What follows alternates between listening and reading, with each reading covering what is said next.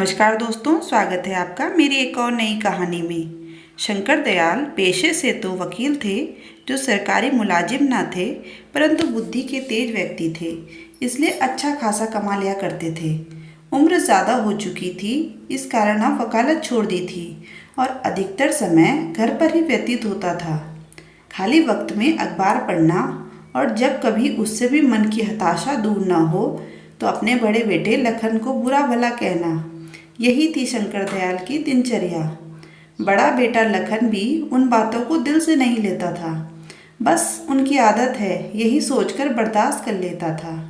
शंकर दयाल का घर पूरी तरह से सुख संपन्न था, क्योंकि दो छोटे बेटे सोहन रोहन सरकारी नौकरी पर थे।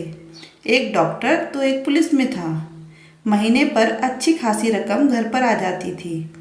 इतना रुपया पाकर शंकर दयाल का दिल खुशी से झूम उठता था, परंतु जैसे ही उसकी नज़रें लखन पर पड़ती वैसे ही उसकी हंसी गम हो जाती थी और वह अपने अनपढ़ बेटे को कोसने लगता था, क्योंकि वह चाहता था कि लखन भी अपने भाइयों की तरह पढ़ लिख कर सरकारी नौकरी करे। परंतु शंकर दयाल के अथक प्रयास से भी लखन का मन पढ़ाई में ना लगा। अब तो आलम यह था कि हर रोज़ लखन को गाली देना और घर का सारा काम ही करवाना, यह सब शंकर दयाल की आदत में शुमार हो चुका था। जब कभी भी कोई व्यक्ति अपने बेटे की नौकरी लगने की खबर शंकर दयाल को सुनाता तो शंकर दयाल का गुस्सा लखन पर दुगना फूटता था। लखन की अब यही दिनचर्या बन चुकी थी कि खेत से चारा काट कर लाना और मशीन से काट कर जानवरों को डालना और घर का खाना भी बनाना और शाम को शंकर दयाल के पैर दबाना। इतना करने के बावजूद भी उसे इनाम में गालियाँ मिलती थी, परंतु फिर भी उसके मुंह से कभी भी शंकर दयाल के खिलाफ एक शब्द नहीं निकलता। जब कभी भी वो ज़्यादा उदास होता तो अपनी माँ की फ़ोटो को गले से लगाकर बहुत रोता, जो 2 साल पहले ही गुजर चुकी थी। एक दिन शंकर दयाल कुर्सी पर बैठकर अखबार पढ़ रहे थे कि तभी रघु एक मिठाई का डब्बा लेकर वहाँ आया और शंकर दयाल को वह मिठाई का डब्बा दिया। यह देखकर शंकर दयाल का चेहरा तिलमिला उठा, क्योंकि शंकर दयाल बहुत ही ईर्ष्यालु व्यक्ति था। किसी और की खुशी उससे बर्दाश्त नहीं होती थी, इसलिए कोई भी व्यक्ति उसे अपनी खुशियों में शामिल नहीं करता था। शंकर दयाल ने भौहें चढ़ाकर कहा, क्या बात है रघु, आज तो बहुत मिठाई बांट रहा है। आखिर इस खुशी का कारण क्या है? क्या कोई लॉटरी लग गई है? रघु ने प्रत्युत्तर में कहा, बात यह है कि भैया, आज मेरे बेटे की पुलिस में नौकरी लग गई है। शंकर दयाल ने रघु को अचरज भरी निगाहों से देखते हुए पूछा, क्या कह रहे हो, तुम्हारे बेटे की नौकरी लग गई है? वही बेटा जो 12वीं में लुढ़कते लुढ़कते बचा, वो आज पुलिस वाला बन गया है। अरे, हमें तो विश्वास ही नहीं होता है, उसकी भी नौकरी लग सकती है। रघु ने नर्म भाव से कहा, हाँ भैया, उसकी ही नौकरी लग गई है, बस सब ऊपर वाले की कृपा है। आज मेरा बेटा पुलिस वाला बन गया है, इसी खुशी में आज हम लड्डू बांट रहे हैं। तब तक लखन भी वहाँ आ चुका था। रघु ने लखन को देखकर डब्बे में से एक लड्डू निकालकर लखन को देते हुए कहा, बेटा, आज बड़ी खुशी की बात है, तुम्हारा दोस्त रवि आज पुलिस वाला बन गया है। यह सुनकर लखन खुशी से झूम उठा और खुश होकर रघु से पूछा, क्या काका, सच में मेरा दोस्त पुलिस वाला बन गया है? तभी शंकर दयाल ने लखन को घूर कर देखा तो लखन झटपटाकर एक कोने में खड़ा हो गया। शंकर दयाल ने आंखें गुरेज कर लखन की तरफ देखते हुए कहा, देख ले, एक वो है जो पुलिस में लग गया और एक तू जो भैंसे चराता है। अरे, कितनी बार तुझको समझाया कि पढ़ ले, तूने मेरी हरगिज़ ना मानी। अरे, तू तो बस धरती के लिए बोझ है, इससे ज़्यादा और कुछ नहीं, समझा? रघु को यह देखकर लखन पर तरस आ गया। उसने नरम स्वर में शंकर दयाल से कहा, अरे भैया, क्यों बुरा भला कह रहे हो लखन को? अरे, उसका मन पढ़ाई में नहीं लगा तो नहीं लगा, इस तरह आप उसे बुरा भला क्यों कहते रहते हो? आप अगर मेरी मानो तो आप ना लखन की शादी करा दो। घर में बहू आएगी तो आपका भी ख्याल रखेगी और लखन का भी ख्याल रखेगी। शंकर दयाल ने लखन की तरफ देखा और फिर रघु से कहा, अरे, इस अभागे को कौन ब्याहेगा अपनी बेटी? इससे शादी करने से पहले वो अपनी बेटी को जहर न दे दे। रघु ने प्रत्युत्तर में कहा, अरे क्यों नहीं, हमारे साले की बिटिया है रज्जो, अगर आप राजी हो तो रिश्ते की बात चलाएं। शंकर दयाल ने रघु की बात को नकारते हुए कहा, नहीं नहीं, वो तो बिल्कुल अनपढ़ है और मैं ऐसी एक अनपढ़ को बड़ी मुश्किल से बर्दाश्त कर पा रहा हूँ, उसे कैसे कर पाऊँगा। रघु ने जवाब दिया। अरे आप भी कमाल करते हो, अब लखन जितना पढ़ा लिखा है उतनी ही पढ़ी लिखी बिटिया मिलेगी। मेरी मानो तो फिर एक बार सोच लो।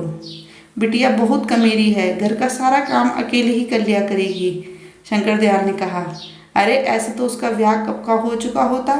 अरे हम अपने घर में अनपढ़ लोगों को तो बिल्कुल भी बर्दाश्त नहीं कर पाएंगे। और तुम इसकी चिंता छोड़ो, ये तो है ही धरती का बोझ, पड़ा पड़ा खाता रहता। कभी कभी तो हमें लगता है काश ये हुआ ही ना होता, तो मेरे दिल को बड़ी तसल्ली मिल जाती। रघु ने शंकर दयाल को समझाते हुए कहा। ऐसे मत बोलो, लड़का सियाना हो चुका है, कहीं आपकी बातों में आकर कुछ उल्टा सीधा कर लिया तो। शंकर ने जवाब दिया। अरे कर ले जाके तो क्या फर्क पड़ेगा हम पर। अरे हमारे तो दो दो पट्टे कमा रहे हैं। अरे कल मरे तो आज मर जाए, कम से कम धरती का बोझ तो कम होगा। शंकर दयाल की एक एक बात लखन को अंदर तक तोड़ रही थी। आज उसकी हिम्मत जवाब दे चुकी थी। आज उसने जीवन को अंत करने का अंतिम निर्णय ले लिया था। आज उसने एक बड़ी सी रस्सी ले ली और चारा लेने के बहाने से घर से निकल गया और खेत पर खड़े नीम के पेड़ पर उसने फांसी लगा ली। जब रात अधिक हो गई और लखन घर वापस नहीं लौटा तो शंकर दयाल ने आस पड़ोस में पता किया। पता करने पर पता चला कि वह खेत से चारा लेकर वापस ही नहीं आया था। अब शंकर दयाल खेत पर गए। वहाँ वह नीम के पेड़ की तरफ देखकर सन्न रह गए, क्योंकि नीम के पेड़ पर लखन की लाश झूल रही थी। गांव के लोगों की भीड़ एकत्रित हो गई और वहां उपस्थित लोगों ने लखन की लाश को नीम के पेड़ से उतारा और उसका क्रियाकर्म किया। परंतु इतना कुछ होने के बावजूद शंकर दयाल पर इसका कोई प्रभाव नहीं पड़ा। वह पहले की तरह ही जिंदगी जीने लगा। वक्त धीरे धीरे गुजरता गया। अब उसके दोनों बेटों की शादी हो चुकी थी। जो बेटा डॉक्टर था उसकी पत्नी भी डॉक्टर, और जो बेटा पुलिस में था उसकी पत्नी पुलिस वाली। समय के साथ शंकर दयाल की उम्र काफ़ी ढल चुकी थी। उसके हाथ पैर उसका साथ नहीं देते। कोई भी काम करने पर उसकी हाफी फूल जाती। बड़े बेटे ने शहर में एक अस्पताल खोल लिया और दोनों मियाँ बीवी शहर में रहने लगे। कुछ दिनों बाद छोटे बेटे की भी पोस्टिंग दूसरे शहर में हो गई, तो उसने अपनी पत्नी की भी पोस्टिंग उसी शहर में करवा ली। अब दोनों ही मियाँ बीवी जाने की तैयारी में जुट गए। तभी शंकर दयाल वहां आकर के अपने छोटे बेटे रोहन से कहा। अब बड़े बेटे और बहू तो हमें छोड़कर चले गए, अब तुम लोग भी जा रहे हो। अब हम अकेले यहाँ कैसे रहेंगे। बेटा ऐसे करो, हमें भी अपने साथ लेते चलो। रोहन ने प्रत्युत्तर में कहा। बापू आप जानते तो हैं शहर का वास्ता है, अभी लोग खुद किराए पर रह रहे हैं और आपको कैसे रखेंगे। वैसे भी बापू हमारे पास ये इतना बड़ा घर, इसे किसके हवाले छोड़कर जाएंगे। शंकर दयाल ने निवेदन किया। बेटा इतने बड़े घर में मैं अकेले रहकर क्या करूँगा। अरे मुझसे तो कुछ किया भी नहीं जाता है, मेरी देखभाल कौन करेगा। रोहन ने शंकर दयाल को समझाते हुए कहा। बापू आप चिंता मत करो, मैं इस घर को बेचकर शहर में एक नया घर ले रहा हूँ। बस वह यहाँ ये घर बेचेंगे और वहाँ नया घर खरीद लेंगे। हाँ बापू, यही 2-4 दिन में सेठ इस घर को खरीदने आएगा। आप घर के कागजात पर साइन कर देना और सेठ से 3 लाख रुपए भी ले लेना और शहर चले आना। और जब शहर पहुंच जाओ तो ये रहा मेरा नंबर, हमें कॉल कर देना, मैं तुम्हें लेने आ जाऊंगा। आप चिंता मत करो, बस 2-4 दिन की ही तो बात है। और फिर रोहन शंकर दयाल को अपने गले से लगाता है और उनके पैर छूकर वहाँ से चला जाता है। आज इतने बड़े घर में शंकर दयाल अकेला था। जब उसे भूख लगी तो उसने रोटी बनाने के लिए आटा गूंथा। बूढ़े हाथों में इतनी जान कहाँ थी कि जो आटा भी सही से गूंदा जाए। आज उसे अपने बड़े बेटे लखन की याद रह रह कर आ रही थी। का सैलाब जब ज़्यादा हो गया तो उसे अपनी आंखों के सामने लखन का अक्स नजर आने लगा। वो लखन का आटा गूंथना और रोटी बनाना, एक एक करके सभी दृश्य उसकी आंखों में तैरने लगे। उसकी बूढ़ी आंखों में आज आंसू छलक उठे और मन से सिर्फ एक ही आवाज़ निकल रही थी कि काश आज मेरा अनपढ़ ही होता तो उसकी शादी होती और एक अनपढ़ बहू उस घर में आती। कम से कम वो अपने घर में तो रहती और खाना बनाती। लखन मेरा घर का सारा काम करता और मैं पहले की तरह ही कुर्सी डालकर बैठे अखबार पढ़ता।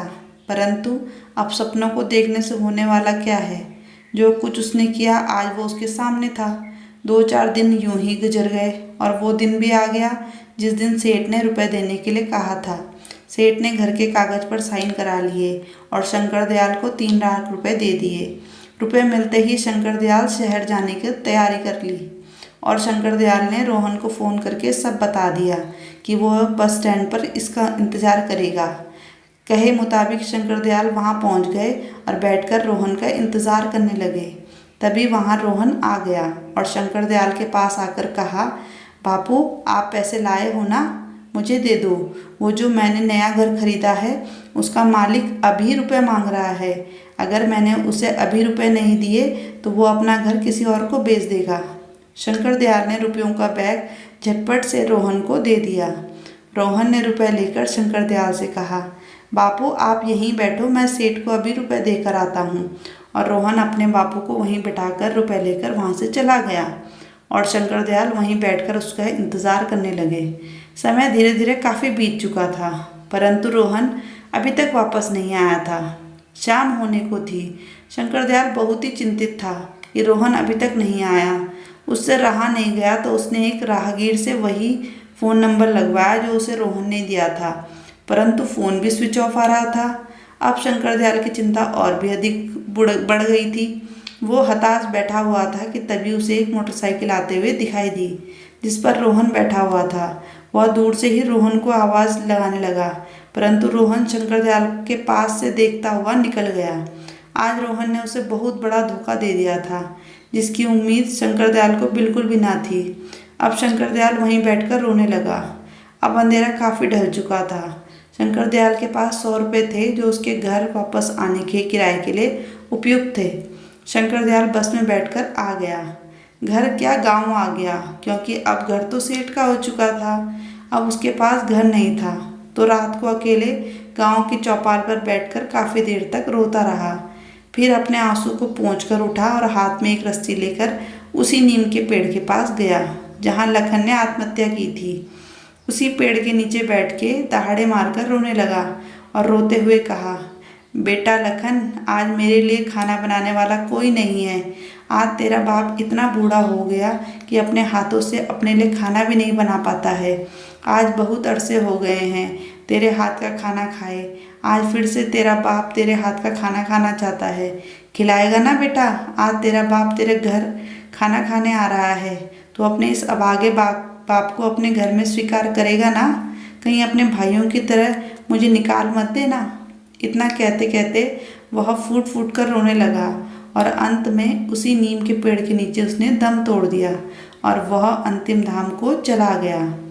दोस्तों, आज की कहानी आपको कैसी लगी हमें कमेंट में ज़रूर बताइएगा और हमारे चैनल को अगर आपने अभी तक सब्सक्राइब नहीं किया है तो ज़रूर सब्सक्राइब कर दें और बेल आइकन भी दबाएं जिससे आपको हमारे लेटेस्ट वीडियोस के नोटिफिकेशन मिलते रहें।